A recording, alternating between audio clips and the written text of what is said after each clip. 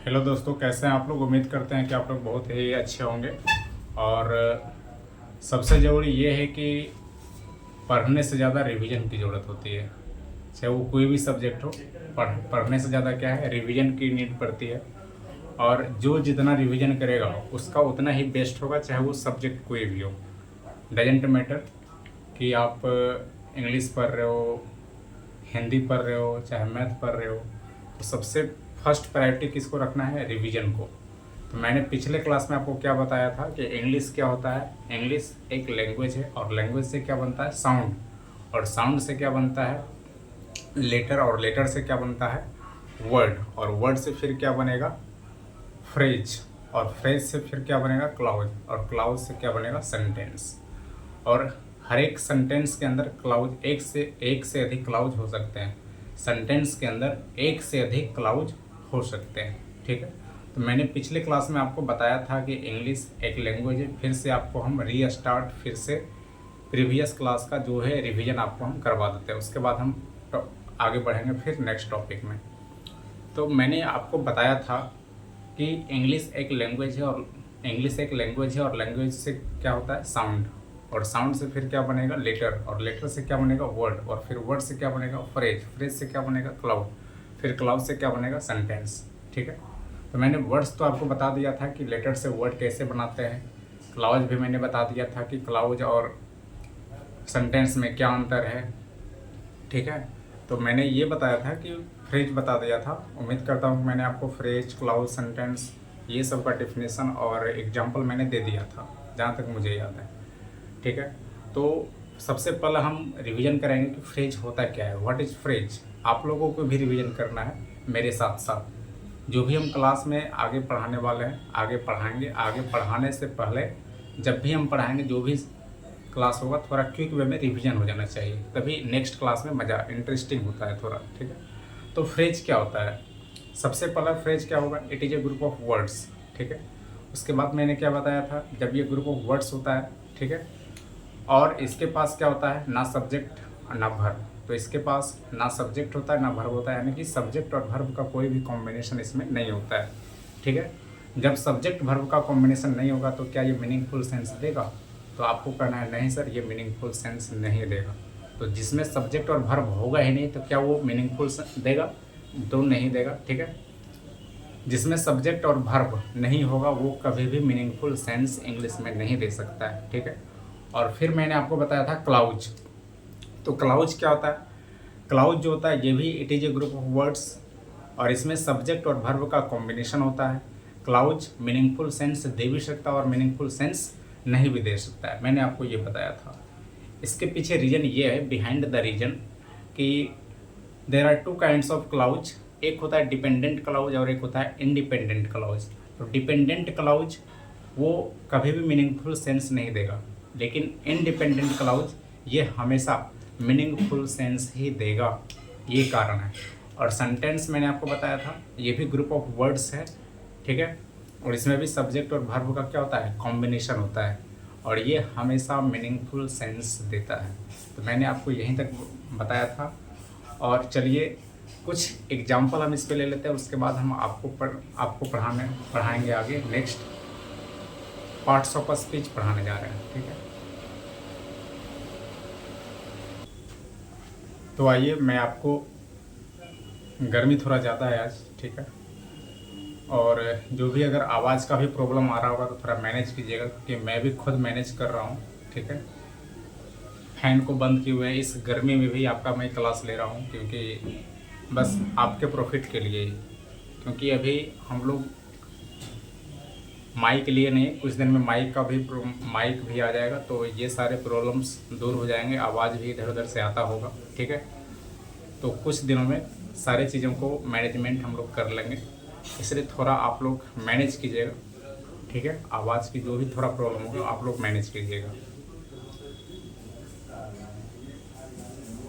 हम कुछ क्वेश्चन करते हैं जो हम पढ़ा दिए हैं, फ्रेज, क्लाउज और सेंटेंस। तो अभी हम सिर्फ क्या फ्रेज होता है, क्या क्लाउज होता है, उस पर सिर्फ आपको हम प्रैक्टिस करवाने जा रहे हैं, क्योंकि एग्जाम्पल के माध्यम से ही आपको क्या होगा, डाउट क्लियर होगा। ठीक है। तो आइए फर्स्ट क्वेश्चन देखते हैं। फर्स्ट क्वेश्चन क्या लिखा हुआ है, birds fly in the sky, तो ये क्या है सब्जेक्ट, ये क्या है वर्ब। तो यहाँ से यहाँ तक क्या हो गया, यहाँ से यहाँ तक ये क्या हो गया क्लाउज हो गया। ठीक है, इसको क्या बोलेंगे क्लाउज, क्योंकि इसमें सब्जेक्ट और वर्ब का क्या है कॉम्बिनेशन है। और यहाँ से यहाँ तक इन द स्काई ये वर्ड्स का क्या है समूह है, तो ये क्या हो गया फ्रेज हो गया। ठीक है, यहाँ तक तो आप लोग को समझ में आया होगा कि जब सब्जेक्ट वर्ब का कॉम्बिनेशन होगा तो वो क्लाउज होगा, और जिसमें सिर्फ वर्ब वर्ड का क्या हो ग्रुप हो, यानी कि उसमें सब्जेक्ट और वर्ब का कोई कॉम्बिनेशन नहीं हो, तो उसे हम क्या बोलते हैं फ्रेज। तो बर्ड्स फ्लाई, तो एक सब्जेक्ट और एक वर्ब मिल गया, तो जब सब्जेक्ट और वर्ब मिल गया तो उसे हम क्या बोलते हैं क्लाउज। और जब वर्ड्स का समूह हो गया, सिर्फ वर्ड्स का समूह, तो उसे क्या बोलेंगे फ्रेज। फ्रेज में दो या दो से अधिक वर्ड हो सकते हैं। ठीक है, उम्मीद करते हैं कि आपको डाउट क्लियर होते जा रहा होगा क्वेश्चन के माध्यम से। अगला देखिए, I walk daily in the morning, तो आई वॉक जो हो गया ये क्या हो गया क्लाउज हो गया। आई वॉक क्या हो गया क्लाउज, क्योंकि ये सब्जेक्ट और वर्ब का कॉम्बिनेशन है। और इन द मॉर्निंग ये पूरा का पूरा क्या हो जाएगा फ्रेज हो जाएगा। ठीक है, अब यहाँ पे देखिए ही वेंट, सब्जेक्ट और वर्ब का कॉम्बिनेशन मिल रहा है ना, ये क्या हो गया क्लाउज। और टू स्कूल क्या हो गया ये फ्रेज हो गया। अभी सिर्फ इजी लैंग्वेज में सीखना है, अभी इस पे नहीं जाना है कि ये कौन सा फ्रेज है, नाउन फ्रेज है, एडजेक्टिव फ्रेज है, एडवर्ब फ्रेज है, अभी इतना डिटेल में हम लोगों को नहीं पढ़ना है। अभी सिर्फ बेस पे काम करना है कि क्लाउज क्या होता है और फ्रेज क्या होता है, बस इतना डिफ्रेंशिएट कर लीजिएगा, आगे फिर आपको आसान हो जाएगा। फिर हम एक सेपरेट वीडियो बना देंगे कि फ्रेज के कितने पार्ट होते हैं, क्लाउज के कितने पार्ट होते हैं, एक्सप्लेन करके फिर सारी चीज़ों को हम करा देंगे। ठीक है, अभी हम सिर्फ बेस पे काम कर रहे हैं, अभी सिर्फ आपको ध्यान देना है कि क्लाउज क्या होता है और फ्रेज क्या होता है। ठीक है, अब देखिए यहाँ पर भी सब्जेक्ट और वर्ब का कॉम्बिनेशन आ रहा है, तो ये भी क्या हो गया सब्जेक्ट और वर्ब का कॉम्बिनेशन है, तो ये क्या हो गया क्लाउज हो गया। ठीक है, और यहाँ पे इसमें सब्जेक्ट और वर्ब का कोई कॉम्बिनेशन नहीं है, तो ये क्या हो जाएगा फ्रेज। यहाँ से यहाँ तक सब्जेक्ट और वर्ब का कॉम्बिनेशन है, तो ये क्या हो गया क्लाउज हो गया। ठीक है, और माई फेवरेट सॉन्ग ये क्या हो गया फ्रेज हो गया, क्योंकि ये वर्ड्स का सिर्फ ग्रुप है। ठीक है, ही वॉज टीचिंग ये सब्जेक्ट और वर्ब का कॉम्बिनेशन मिल रहा है, तो ये क्या हो गया क्लाउज हो गया। और माई फेवरेट चैप्टर क्या हो गया ये फ्रेज हो गया। ठीक है, आप लोगों को जितना आसानी से आसान लैंग्वेज में या आसान से आसान जितनी आसानी से कॉन्सेप्ट का रिवीजन हो रहा है उतनी आसानी से हम लोग करवा रहे हैं। ठीक है, मैंने बस सिर्फ मेरा मोटिव सिर्फ यही है कि बच्चों को एग्जाम्पल के माध्यम से, ठीक है, सारे चीज़ों को क्लैरिटी होना चाहिए। ठीक है, इन्हें कि एग्जाम्पल बहुत हार्ड दे दे और समझ में कुछ भी नहीं आ रहा, बस आपको कॉन्सेप्ट क्लियर होना चाहिए। ठीक है, मेरा सिर्फ यही मकसद है कि जो पढ़ा दिए हैं उस पर अधिक से अधिक क्वेश्चन करवाना, ये मेरी आज की आदत नहीं, बहुत ही पुरानी आदत है मेरा। ये नहीं है कि मैं सिर्फ फ्रेज क्लाउज पढ़ा दिए फिर अगले चैप्टर में बढ़ गए, नहीं, पहले सबसे पहले उस पर क्वेश्चन करना है। क्वेश्चन करने से ही एग्जाम्पल जितना से ज़्यादा आप लोग बनाइएगा उतना ज़्यादा समझ में आएगा और डाउट क्या होगा पूरी तरह से क्लियर होगा। सिर्फ कॉन्सेप्ट पढ़ने से कॉन्सेप्ट क्लियर नहीं होता है, कॉन्सेप्ट का एग्जाम्पल और उस पर अप्लाई करना, उसी से सारा चीज़ डाउट क्या होगा आपका क्लियर होगा। ठीक है, तो अब इस एग्जाम्पल के माध्यम से आपको क्लियर हो रहा होगा कि जिसमें सिर्फ बस थोड़ी सी डिफरेंस है। अगर सब्जेक्ट वर्ब का कॉम्बिनेशन है तो उसको क्या बोलेंगे क्लाउज, और जिसमें सब्जेक्ट और वर्ब का कोई कॉम्बिनेशन नहीं है, सिर्फ वर्ड का ग्रुप होता है, उसे क्या बोलते हैं फ्रेज। बस इतना ही तो आपको करना है। ठीक है, ज़्यादा हार्ड नहीं है, इंग्लिश को हार्ड करिएगा बुझिएगा तो ही इंग्लिश हार्ड होगा। इंग्लिश बहुत ही आसान है, बस समझाने का तरीका होना चाहिए बहुत ही ईजी। ठीक है, और मेरा बस यही मोटिव है, बहुत ही ईजी माध्यम से, बहुत ही किसी भी एग्जाम्पल को बहुत ईजीएस्ट, यानी कि जितना आसानी से आसानी भाषा में या आसान से आसान लैंग्वेज में समझा सके, मेरा बस सिर्फ यही मोटिव है। ठीक है, अब देखिए यहाँ पे the sun rises in the east, यहाँ पे सब्जेक्ट और वर्ब का कॉम्बिनेशन है, ये क्या हो गया क्लाउज हो गया। और इन द ईस्ट इसमें सब्जेक्ट और वर्ब का कोई कॉम्बिनेशन नहीं है, ये क्या हो गया फ्रेज। ठीक है, आई गो इसमें क्या है सब्जेक्ट और वर्ब का क्या है कॉम्बिनेशन है, ये क्या। तो आइए अब इसमें देखिए फॉर ए वॉक, ये पूरा का पूरा क्या है, ये वर्ड का समूह है, इसे क्या बोलेंगे, फ्रेज। ठीक है। ही स्टिल लिव्स, ये पूरा का पूरा सब्जेक्ट और वर्ब का कॉम्बिनेशन है, तो ये क्या हो जाएगा, क्लाउज। और इन दैट हाउस, इसमें सिर्फ वर्ड का समूह है, तो उसे हम क्या बोलेंगे, फ्रेज बोलेंगे। ठीक है। बस सिर्फ बहुत ही आसान है, बेसिक पार्ट अगर समझना है तो बहुत ही आसान है। जिसमें सिर्फ वर्ड का समूह होगा, वर्ड का ग्रुप होगा, उसे हम क्या बोलेंगे, फ्रेज। जिसमें सब्जेक्ट और वर्ब का कोई कॉम्बिनेशन नहीं होता है, उसे हम बोलेंगे फ्रेज। और जिसमें सब्जेक्ट और वर्ब का कॉम्बिनेशन हो गया, वो क्या हो गया, क्लाउज हो गया। बस इतनी सी बात याद रखना। अब देखिए यहाँ पे देर के में बिगर, यहाँ पे देर का कोई मान्यता नहीं है, इसमें सब्जेक्ट वर्ब, ये सिर्फ सब्जेक्ट के लिए ही आया है। बाद में आपको बताएंगे कि सब्जेक्ट और वर्ब देर क्यों आया है। अभी सिर्फ सब्जेक्ट और वर्ब पे फोकस कीजिए। ये क्या हो गया, क्लाउज हो गया। ठीक है। और इसमें वर्ड का ग्रुप है, तो ये क्या हो गया, फ्रेज हो गया। अभी सिर्फ आपको फोकस करना है क्लाउज और फ्रेज पे। ठीक है। इसमें भी देखिए सब्जेक्ट और वर्ब का कॉम्बिनेशन है, तो ये क्या हो गया, क्लाउज। और ये वर्ड्स का ग्रुप है, तो इसको क्या बोलेंगे, फ्रेज बोलेंगे। ठीक है।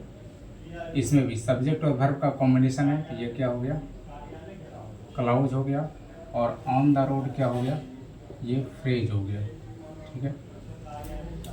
आई विल मीट यू, ये पूरा का पूरा क्या हो गया, ये हो गया क्लाउज। अब बोलिएगा सर आप यू को भी क्लाउज बोलिएगा, नहीं, यू सिंगल वर्ड है यहाँ पे, यू इस वर्ब का ऑब्जेक्ट है, तो सिंगल वर्ड जो होता है वो फ्रेज नहीं होता है। फ्रेज में कम से कम 2 वर्ड होना चाहिए या 2 से अधिक वर्ड होना चाहिए। ठीक है। एट होम एक साथ है, तो एट होम क्या हो गया, ये फ्रेज हो गया। ठीक है।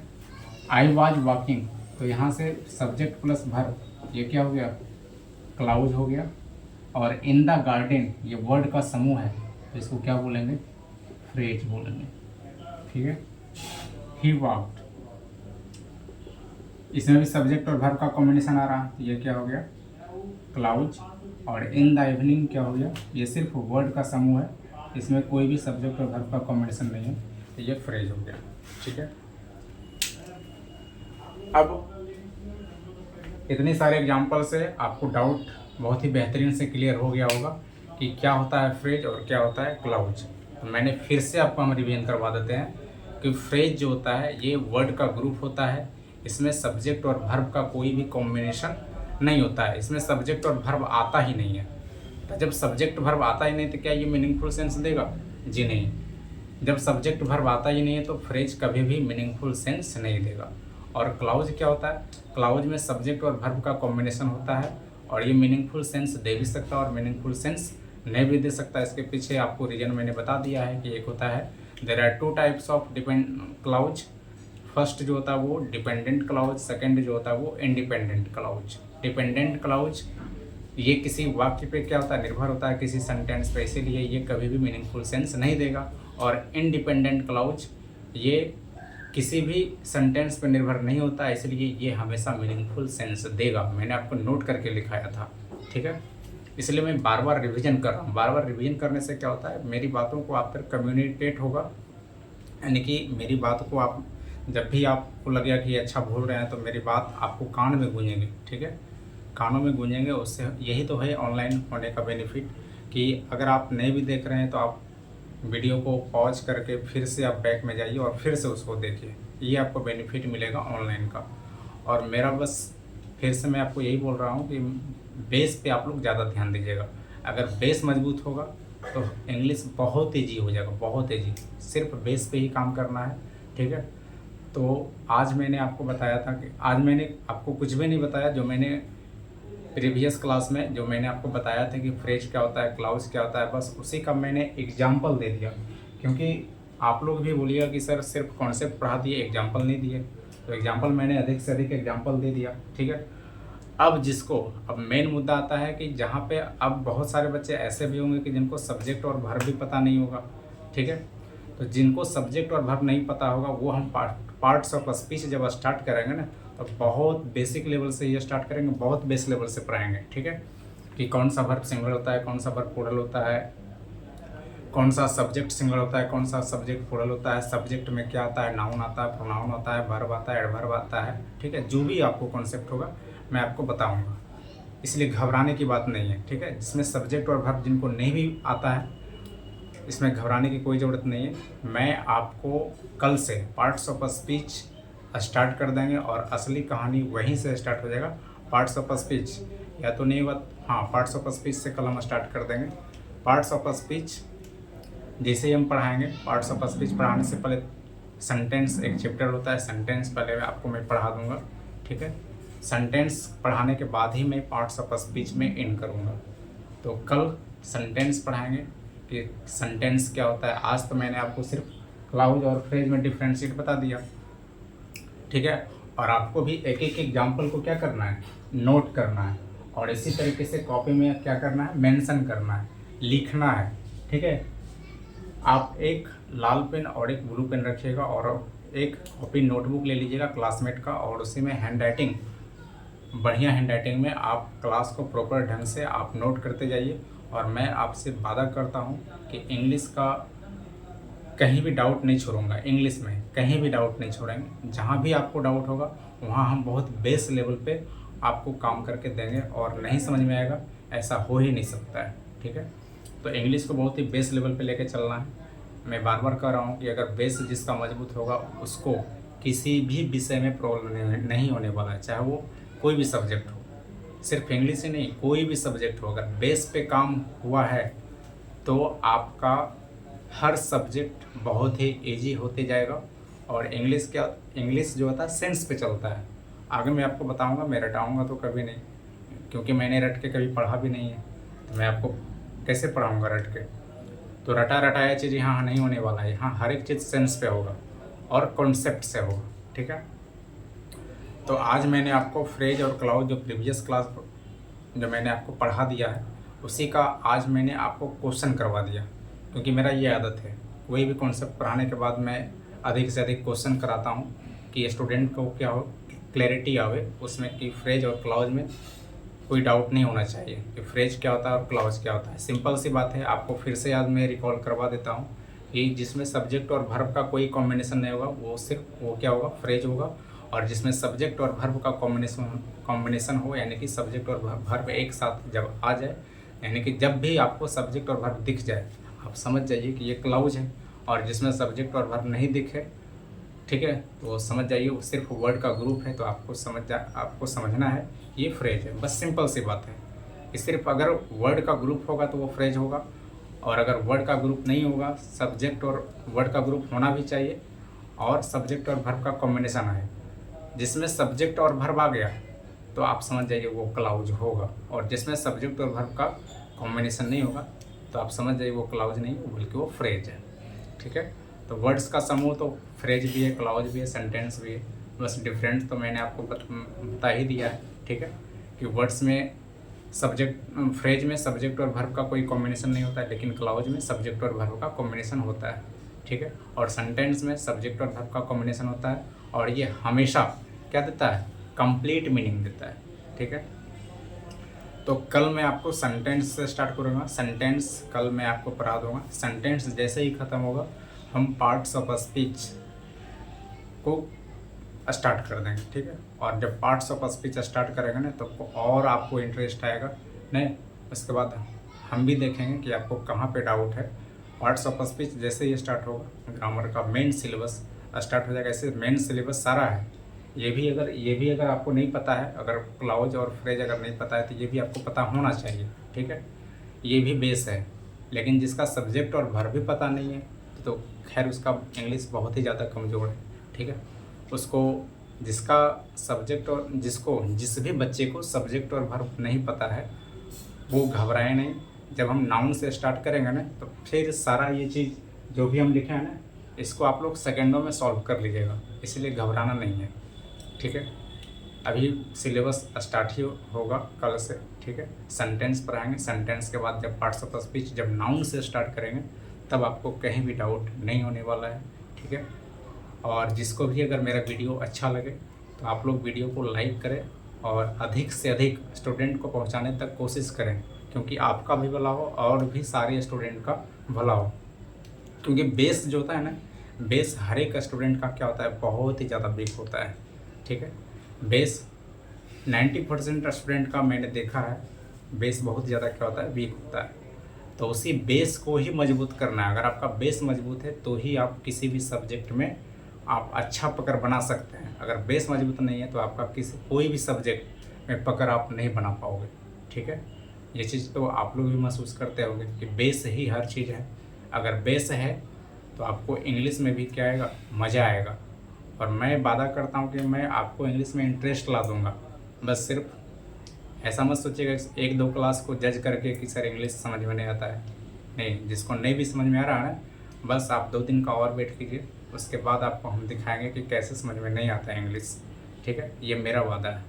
सिर्फ आप लोग वीडियो को क्या कीजिए, लाइक और सब्सक्राइब करते जाइए और अधिक से अधिक लोगों तक इसका क्या हो, बेनिफिट मिल सके, अधिक से अधिक बच्चों को इसका बेनिफिट मिल सके कि ये बेस पार्ट जो भी जिस भी बच्चे का इंग्लिश बहुत ही ज़्यादा कमज़ोर है, बहुत ही ज़्यादा वीक है, वो अपना बेस को क्या करे, स्ट्रॉन्ग करें। ठीक है, और अगर वीडियो अच्छा लगा होगा तो आप लोग लाइक सब्सक्राइब करना ना भूलें और शेयर जितना से ज़्यादा हो आप लोग शेयर कीजिए। शेयर जितना ज़्यादा से ज़्यादा आप लाइक कीजिएगा, शेयर कीजिएगा तो हमें ही इनकरेज मिलेगा। ठीक है, और जब इनकरेज मिलेगा तो हम भी क्या करेंगे, 100% अपना देंगे और आगे भी देते रहेंगे। ठीक है, बस आप लोग ही मेरा साहस हो।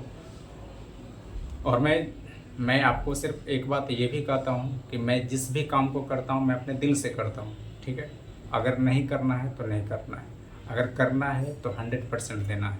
तो आप लोग के माइंड में भी यही आना चाहिए कि जिस भी काम को करेंगे कि अगर मेरे टीचर या मेरे साथी जो भी है, अगर वो मेहनत कर रहे हैं, वो इतने लगन से पढ़ा रहे हैं, ठीक है, तो मैं क्यों ना मेहनत करूं।